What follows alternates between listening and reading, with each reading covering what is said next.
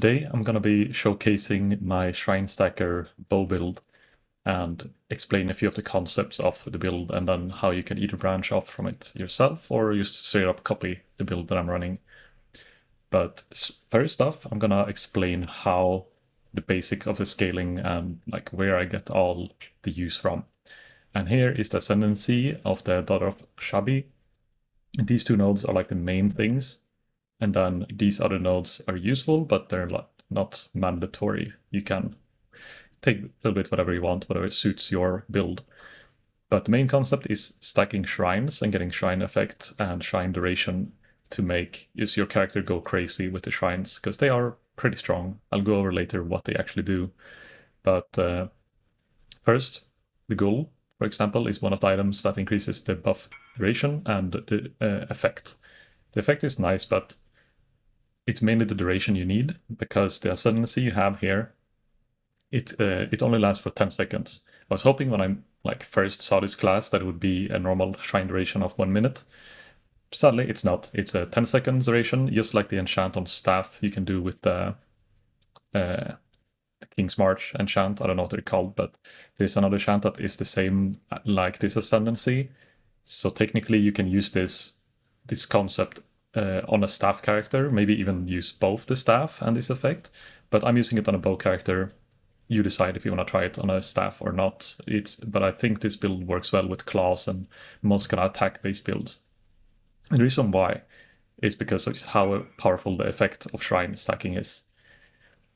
So let's see here. The lesser shrines on kill is still a good thing.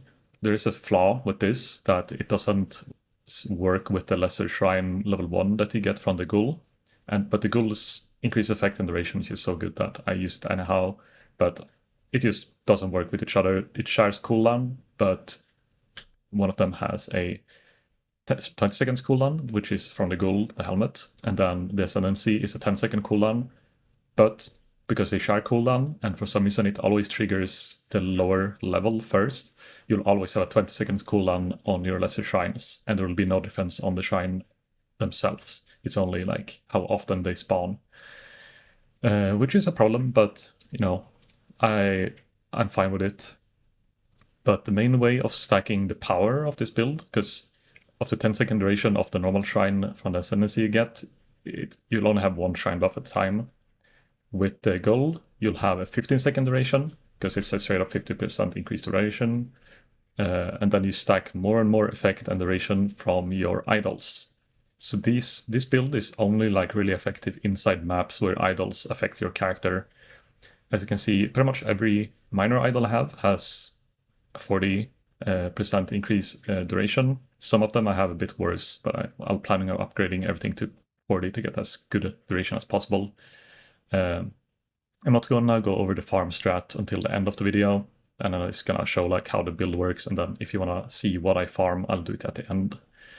As you can see here, I have 420 almost duration on the shrines, and then almost 200 effect, which then is added another 75 effect and 50 duration additively from the helmet.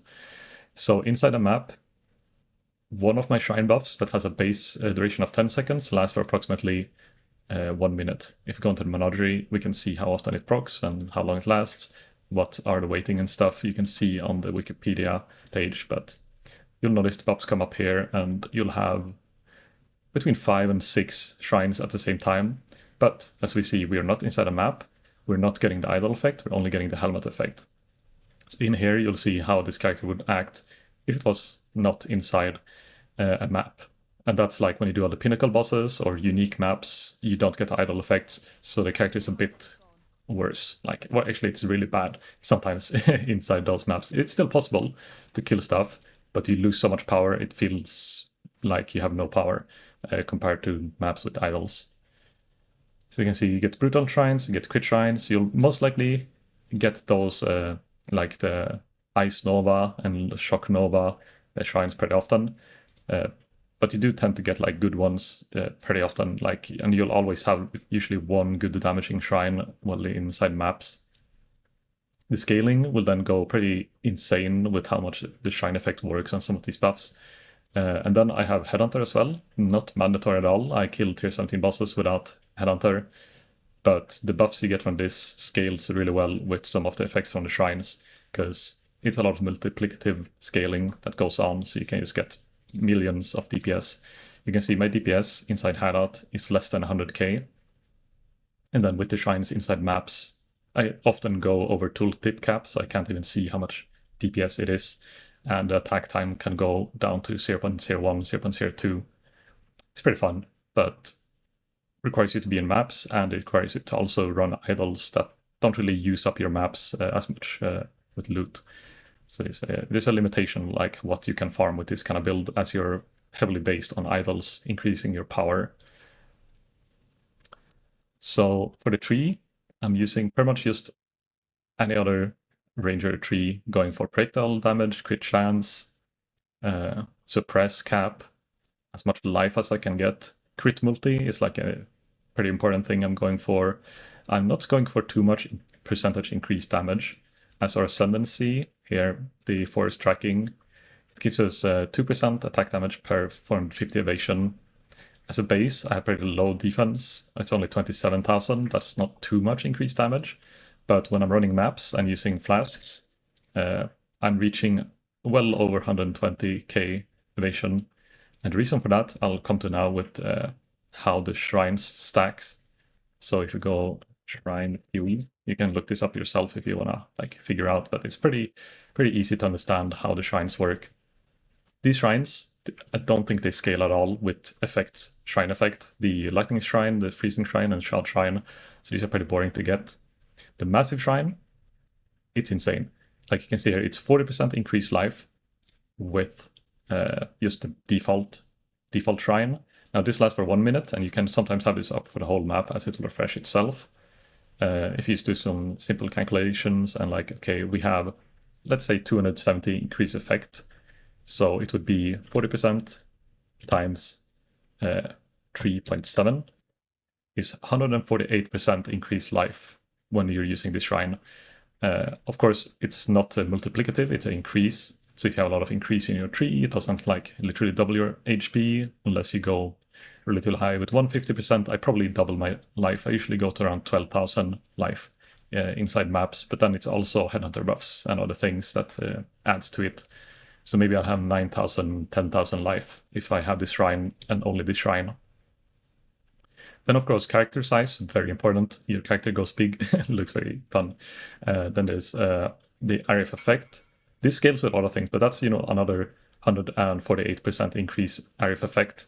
So if you're using a build that scales area of effect or benefits from it, that's, that's a very good node as well. As you can see, there's other shrines that also are scaling very well. Percent all resist. This one, usually you don't need more resist, but if you're using, for example, a grasping mail with increased armor or increased evasion for overcapped resistances, this shrine is insane. I get to around 500, 600 increase all resistance overcapped. And then, of course, the 10 plus max resists will cap you out at 90% max resist. What people don't know is this is all resists. It's not all elemental resists. So your chaos resist will also go to a 90% max resist. Now, you don't get any bonus chaos resist from this, but as I use a Progenesis, I have 89% chaos resistance while I use the Progenesis, and that means I'll be at 89% resist whenever I have the resist shrine, so I'm pretty fine with chaos damage as well. Now, the main issue I have is fist damage, which is why I have a lot of life, and I also try to use determination for the next shrine. This is insane.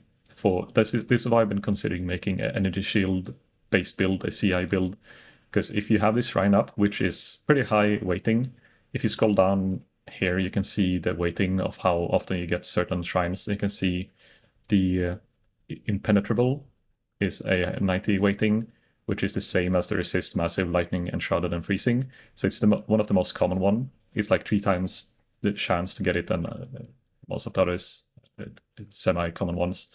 And it's 100% increase effect, or energy shield and evasion, blah, blah, and this scales with the effect. So you take 100%, so 100% increase times, was it 3.7? Is 370% increase energy shield, armor, and evasion. So this is why the evasion stacking works. We get over 100,000. We'll get around like 500% increased damage from just the ascendancy, the forest tracking. And then we get another, insane amount of armor and then insane amount of energy shield. So with this build, with a base of 200 energy shield, with all the shrines we get, if we have everything up and we have some headhunter buffs, I can have over 30,000 energy shield on top of 12,000 life when I'm running around in maps, which is really convenient, and I die very little. Like, I do die in the beginning of maps or when I don't have shrines, but when I'm up fully buffed, it's close to impossible to die. With a few exceptions, if you're going like tier 17 versus certain bosses and certain map modifiers, that will fuck you up.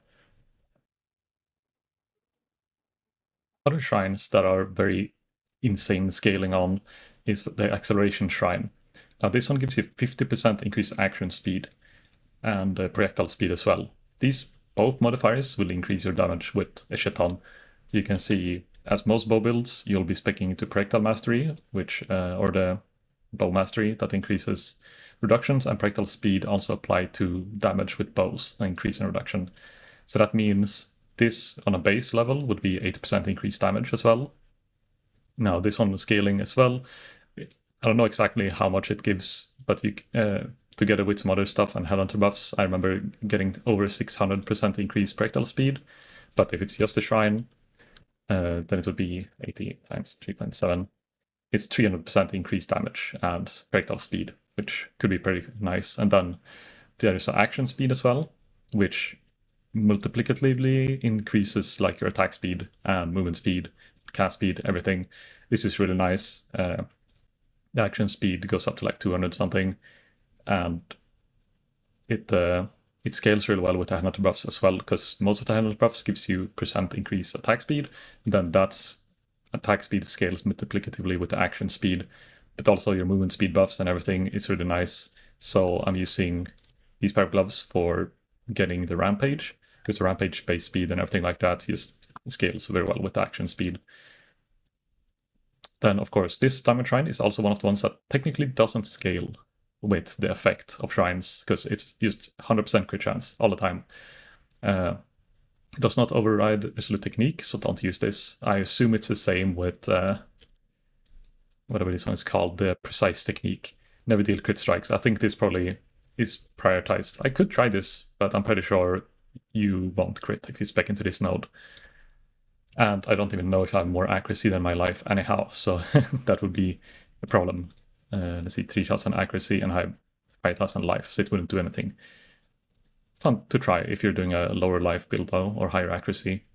This shrine, also a really nice one, 10% of mana regen per second and 6.7% life. This scales with the effectiveness, so you get 20%, 30, 40% of mana regen per second. This could be nice for a caster if you're specifically doing something that has problem with mana regen. This shrine really helps. Also, when you have the insane attack speed with acceleration shrine, usually most builds would like not have enough mana to cast, even with life on hit and or mana on hit and mana leech, instant mana leech. Like, it still not gets fully spell cast all the time. But with this, like, I can go super fast at pretty much the server tick rate cap attack speed and still cast all my spells or my attacks without like doing normal auto attacks between, as long as you have the regen shrine. And then sometimes with the leech it's fine as well, depending on how much spare mana you have. Brutal shrine, percent increased damage. It is nice, more increased damage. We already have so much increased damage, which is why I try to not have that on my tree too much, because these stack additively with each other, all the different increased damage. So that's why I try to get crit multi and other multipliers that would be a multiplicative scaling with the shrines. This also makes you knock back enemies and stun duration. So if you're doing a stun-based build, maybe if you're using the rage mechanic with Warlord's Mark, and you're using whatever is called the Secret of Suffering, the stun duration is not a bad thing, because then when you actually stun stuff, they get stunned for perma-stun lock maybe. Now this Echoing Shrine, this is one of the most fun. It's actually resonating, but we'll get to that later. The Echoing Shrine is just insane. So all these three stats stack with the Shrine effect. More attack speed. This is another multiplicative thing that is also multiplicative with the Acceleration Shrine, I'm pretty sure. So if you have the acceleration shrine, your echoing shrine, and let's say a headhunter buff that gives you like the soul eater, you will reach attack speed cap without any problem. Same with cast speed, I can assume. But the cool thing about this is not really the attack speed and cast speed. It is nice, but the skills repeat an additional time. This one also scales with the shrine effect.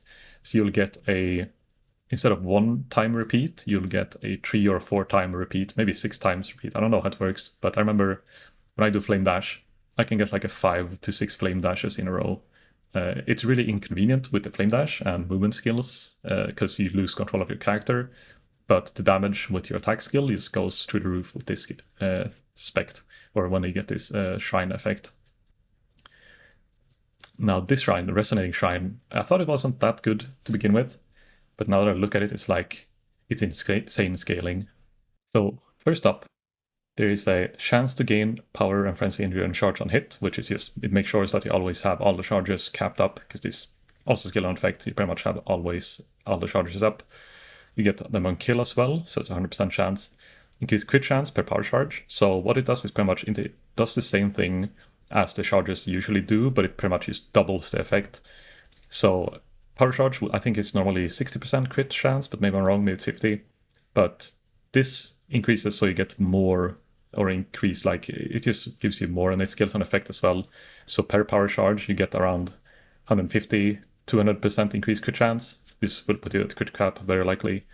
You get attack speed, which then scales first. So if you have 6 power charges, it would be the base 4%, and then it would be 4 times 3.7. It would be 14% attack speed, then it's times whatever power charge or frenzy charges you have. So you get 88% increase attack speed, then 88% increase cast speed, 88% more damage multiplicatively. And then, of course, endurance charges, I only have 3 off, so you would get less, but you will get whatever 4 times 3.7 times 3. So you get 44% additional fist damage reduction, 44% elemental damage reduction, and then 5% increased damage, which would then be 5 times 3.7, 18 times whatever your power charge, frenzy charge. So I'd have 13 charges in total. So something like that. I think I fucked up the calculation there, but it's a lot of damage. Let's shake again. 5 times 3.7 times 30. So 240% increased damage from this. Another source of increased damage, which, you know, is additively with each other. But that's just, this shrine gives you giga damage, is what I'm trying to say. So whenever you get this one, together with echoing or diamond acceleration, anything that just gives you more damage or increased damage, it will just be a happy time. you kill bosses in seconds with this shrine. Now you need some attack speed to start off and ramp the damage, but if you have the attack speed or any other shrine, it's just really good. And that's why we're stacking shrine duration, because you want the shrines to overlap, because one shrine by themselves will not like carry you through everything. You need a bit of like a combo to get the real one-shot damage. Gloom Shrine, also another really fun shrine. Gain 10% of non-chaos damage as extra chaos. That will, you know, be times 3.7, so it's like 30-something% of your non-chaos damage as extra damage. So it's like a more multiplier, but it becomes chaos, so you can penetrate energy shield, and maybe the resistance are different. So it's, I don't know exactly how the scaling works, but it is a fun shrine. But the 40% chance to explode becomes 100% chance to explode, and I'm pretty sure the quarter of their max life does not scale with the shrine effect, so it still does the same damage as usual, but then all your more damage and every other stat on his like 3 will increase this damage. So the chain reaction is big, and this one, together with the massive shrine, which gives you 150-something% increase area of effect, will make the chain reaction of the explosion really big. And it becomes at least a really nice shrine to find as well, if you have any other shrine on at the same time. Now you can get Divine Shrine as well. This one has a lower base duration if you take it from a normal like shrine inside a map, but it's still a 10-second base, so you'll get 1 minute of just being immortal whenever this happens, or when you get this from your Ascendancy shrine buff, which all of these shrines would be 1 minute each with my current shrine duration and a base of 15 if you just use the goal and no idols at all. So that are all the large shrines, but which you get from your ascendancy. But the lesser ones are also like they're pretty useful and they're not like to be frowned upon. It's always worth looting them in the beginning of maps when you haven't really ramped up as much. You can see there's some info about the goal here. Blunderborn also is a chest piece I was thinking about using. It increases the effect of the shrines on you, which is nice if you're scaling this. Maybe you can use this chest if you're using a build that don't care about whatever chest piece you use. The problem is the stat requirement, so you would have to use probably the passive that like doesn't care about the stat requirement when you equip gear. It's on an Elegant Hubris, but I forgot the name. So you can see the lesser shrines are pretty much the same as the bigger versions, just less. In general, half the effect of the larger shrine, but some of the effects are worse than that. So you can see 10% action speed instead of 50, 30% projectile speed instead of 60, increased damage, knockback, stun duration 50%. This one is just straight up half from what a big shrine is. That's about it. There's also a few exceptions here. This is what I'm using for my farm strat, the Evolving Shrine. It has 5% chance to revive a monster with a high rarity. I'll go maybe more into detail later, or maybe you can find some other info. I haven't tested this, so I don't know if it actually scales with the shrine effect, but I'm just relying on that it should do it. So that's my attempt to validate it. I don't know. I like the Evolving Shrine, but I don't always use it. It just gives you more rare monsters, supposedly, inside maps. Now, these ones I know scales with shrine duration and effect. These ones you can get from using the scarab, the Apparitionist scarab. It will be spawning 2 shrines in your map with this one of these modifiers. Sometimes you get 2 of the same, sometimes you get 2 different ones. They work together with each other, but there might be some flaws if you get too much effect, but that probably doesn't matter. But it's a 5% chance that you drop an influence item of respective influence, depending on which shrine you take. If you get Hunter Shrine, you get Hunter items.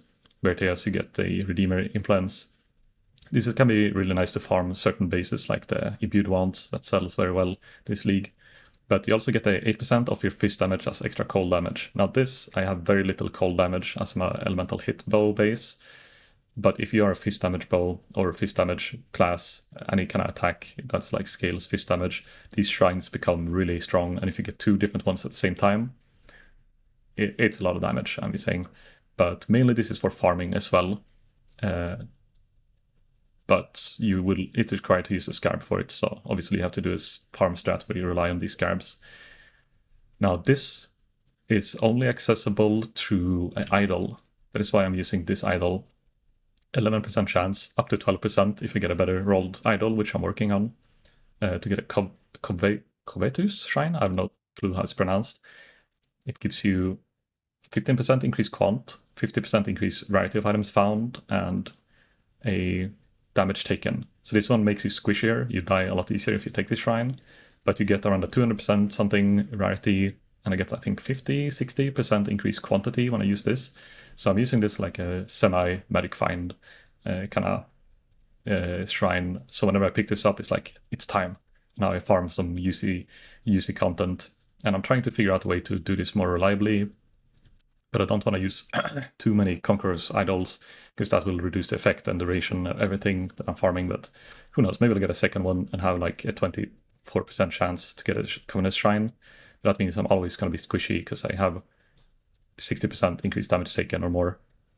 Pantheon, I don't know what these are. You can't access them, it's from a memory. And inside the memories, you don't get affected by the idols, so I haven't even tested this. I'm not going to look into it. Honorable mention, Blunderbore. If you get this in your build, you get more effect. Maybe you can figure out a way to do it if you're doing an armor base or strength base, strength stacker, who knows, could work. There's probably better ways to strength stack though. There's a couple of scarabs you can use. There's more shrines, the Apparition Shrines, the Evolving Shrine. Shrines are guarded by Atlas boss, modifiers, and final map also applies to these Atlas bosses. So if you're doing a lot of shrines, you can get a lot of extra bosses when doing this. I haven't tried this. Maybe I'll try it and show it in one of my videos, in my stream videos, but most likely nothing too important. I'll test it actually after this. So that's pretty much the scaling, and now it comes to like just the gear and the setup and how to build it as a bow character. But from here on, with this knowledge, you should be able to like make any character work with this as long as you have the shrines, and you can build it out of a ranger base start. So what I'm thinking is a claw base build could work as well. You have close to claw nodes. You can use lightning strike, and you can probably figure out a way to get like you can get extra hits here. You can change your gloves to extra hit from strikes. You might need to still pierce. Maybe, I don't know, this one gives you crit multiplier for projectile attacks. This one still works for claw builds. But pretty much what I've been stacking, you can see I have life nodes, I have a few damage nodes, crit chance, suppress, crit multi, crit chance. A lot of reservation efficiency I had to get to just be able to get all my auras. You see I have clarity as well. I don't need clarity, but I happen to have a Watcher's Eye that is double purity of elements, mainly for the chaos resist, but then also damage taken recouped as mana, well, affected by clarity. I don't even know if this is good or not, but it's so little mana for clarity. It's 73, and right now I had some spare mana, so it's like, yeah, why not? Just put it in. I have one slot for it. Now you can see I don't have any sockets in my gloves. There are things I could put in. I don't really know what yet, but there's been some things I just like figured I will not use, because with Ascendancy, here you get 30% increased max life when you have no sockets in your gloves. I intentionally thought I could have like my main skill in my bow and then have nothing in my chest piece, because then you get the double defense if you have nothing in your chest piece. The defense from equipped body armor is doubled if it has no socketed gems. And you can have an even better roll chest with like, let's say, maybe up to 4,000 evasion. I don't know what the cap is, but you can get something a lot better. But I decided not to do it for now. I just use the 6-link here, and I cast on crit in my bow. But you could do that instead if you figure out how to put all your other sockets, if you use less auras, or maybe, who knows, you don't use mark on hit. There's a few options you can use as well. But if you have a problem with resist, you can use it no sockets in helmet instead. If you really want more movement speed, you can do it with instead of boots, but I figured more life was what I wanted. As you can see, I have a mana cost reservation wall, corruption, double corruption on my helmet, which is really useful, but it's not required, because before you can also spec into this mana reservation wheel. I think I sacrificed some of these nodes to get, I don't remember what I spec'd into, but I spec'd into something, maybe these extra power charge and frenzy charges. And then, of course, using the massive Tread of Hope. I'm getting a bit sidetracked here, but pretty much I'll link my POB so you can look over the tree as much as you want. The gearing, I'll link a POB most likely from my old gear and the current gear, so you can see the difference. But pretty much it's just a normal lightning arrow build. You can find really good lightning arrow guides, or just any bow guide for leveling to get your gear up to like the normal bow gear. And then you just have to get a decent weapon for any kind of build you're doing with this. You just need a lot of base damage that then will scale whatever like shrines you get like to the maximum. So I went for L hit kind of build, but I think a fist damage bow could also work. I don't care too much about crit chance because I will get a lot of crit from the crit shrine. I'm just hoping like I scrap scaling a lot of crit multi, and then I hope that I get the crit shrine, and when I don't have the crit shrine, I still get a lot of buffs that gives me percent crit chance, so I get like 70% crit chance with the buffs. That's why I'm not using a diamond flask either, because I figured half the time I'm going to be buffed with 100% crit chance with the shrine, so the flask will be useless half the time. In the beginning, I was mainly focusing on just getting the duration and the effect of my shrines up, and then I tried to figure out what would I fill the rest of the modifiers with. What I'm trying to get up always is, in the beginning I did Deli Mirrors, but when I got stronger I went for Infinite Deli Mirror. And then I also have Beyond Monster spawning every map, and then I spec'd into this, or got this idol that makes them permanent. To compensate for the less merging radius, I tried to get a bit of merging on the lesser or medium idols, the 1x2s. But now in my new strat that I'm running, I can't do that anymore, but I used to have that on my Legion-related scarabs. So in the beginning, I did a lot of Legion farming. This was, I think it was even before I got my Headhunter, I thought Legions were okay. But in general, I was just kind of farming shrines in general. I will always pretty much be using the evolution scarab, as it gives you like a 20% chance to make a monster inside your map turn or upgrade from either normal to magic or magic to rare. So killing a full normal pack has a pretty high chance of getting at least one rare in it, and every magic pack you find, you tend to get a couple of extra rare monsters. This, together with a very interesting scarab, the Evasion scarab, is something I've been running in the beginning. This would make so all the rare and unique monsters you kill will create the Beyond portals, which is why I'm using the Beyond permanently, because I was always getting bosses every single map pretty much, because with how many rare monsters you get a bunch of portals, and then you spawn a bunch of extra Nemesis monsters and or Beyond monsters, and it's just good in general. Now, together with this, in both strats or all strats I've been running, I've pretty much been using the Nemesis scarab whenever I can. It adds more modifiers to rares, which will make them slightly harder or really hard, depending on how many mods they have and which combos, but it gives you more loot, and that's why, like, loot is what we're here for. So, in general, the combo of these three works in almost every combo with the shrine stacking. There are situations where I think, for example, the Legions monsters themselves cannot be upgraded.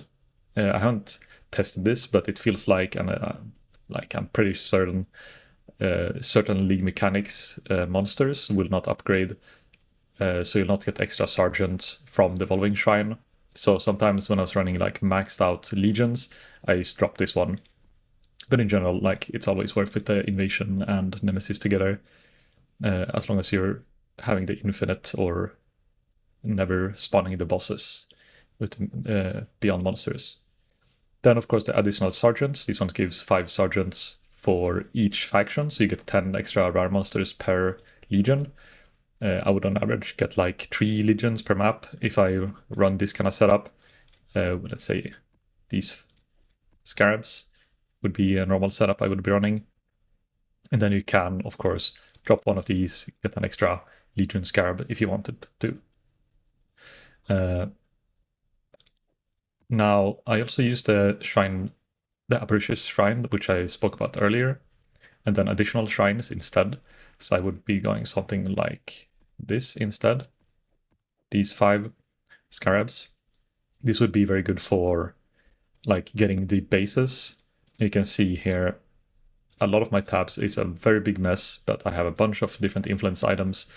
Most of them are starting to fall off in price, but there are definitely a lot of useful ones. Like, for example, the imbued wands. These ones are definitely going down in price, but they're like 50, 46, 50 C each. So I had to change the price of these, but you can see I get a lot of wands. It's very easy to get many high influence, high level imbued wands that you can keep on selling, but you can get different bases. Sometimes you find, let's say, quiver that is really good, and sometimes you find things people want to use Awakener orbs on, either onto the bases or from the bases, and then it doesn't matter which one. But it will rain influence items when you do this, so you'll have to really work with your loot filter. Mine is still not perfect. It's take ages to edit the loot filters for the influence bases and get stuff that is worth looting. But in general, imbued wands, rings, amulets, belts, and quivers is like the go-to stuff. Then Crusader chest plates can be good for the explode. Certain metas will define which bases are good or not, and it's hard to keep track on. But if you want to do the research, that's a very good farm strat. Now, I recently redid my idols. Instead of having... So what I was using on the idols together with the Legion strat was the 150% chance, or 100 to 150% chance to, or increase the rarity of items dropped by Legion sergeants in your maps. So that would be all the rare monsters, which will have then extra mods, so they'll drop more loot, and then they'll have a lot more rarity. So it'll have around 500% to 600% rarity from Legion monsters, or from the Legion sergeant specifically. And I would get some, like, a decent amount of uniques. That's also how I dropped my Mage Blood that I found.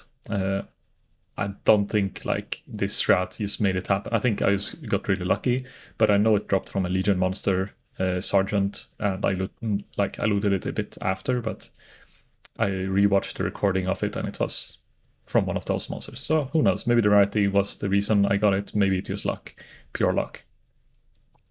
But I swapped from this because I felt like the Legion monsters were really hard in certain, or they weren't hard, but they're really bad in Abomination map, which is one of the most common ones that I find, because I'm running Jungle Valley if I'm doing tier 6 teams, and it just, I don't like Legion in most tier 17 maps, and because I want to run more tier 17s, it just felt weird and awkward to do Legion.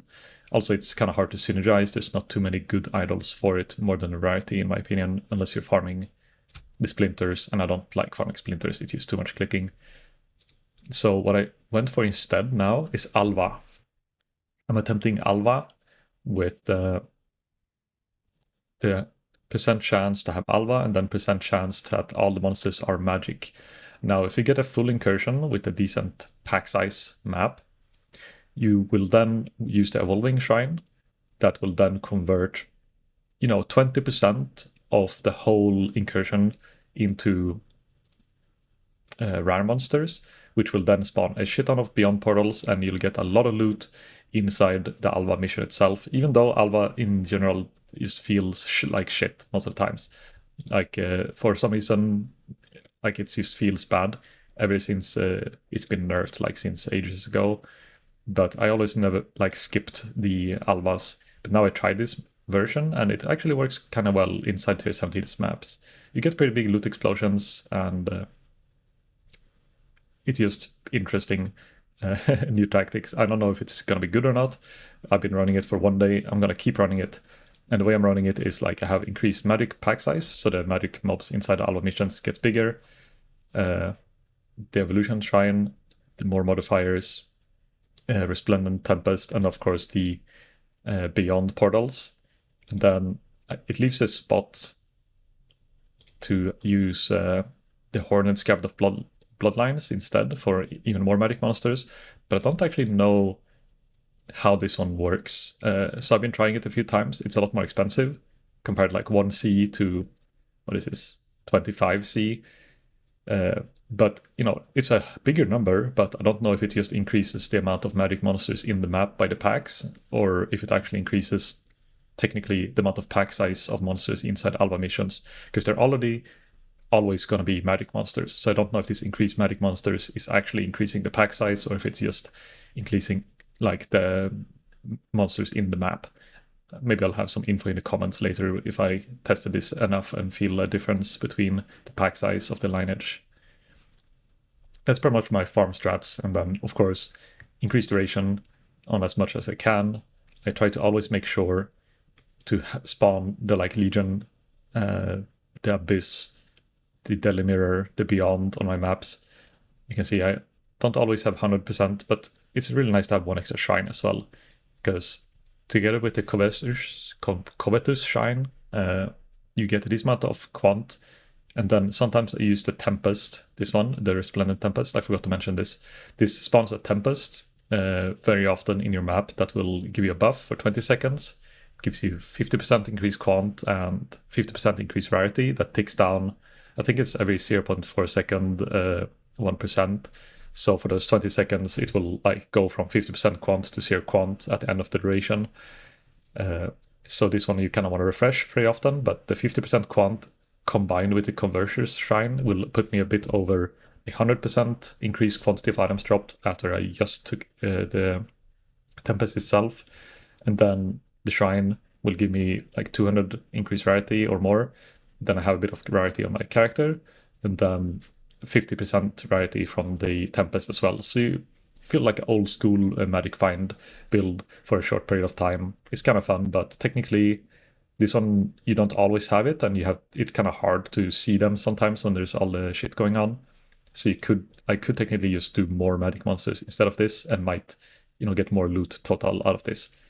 But that's the thing I'm trying right now. It's working okay. I'm getting a few divines here and there, but I'm thinking of maybe re-rolling the character slightly to a point where I can try different farm strats. But this is what I got right now, and it's definitely sufficient to get currency.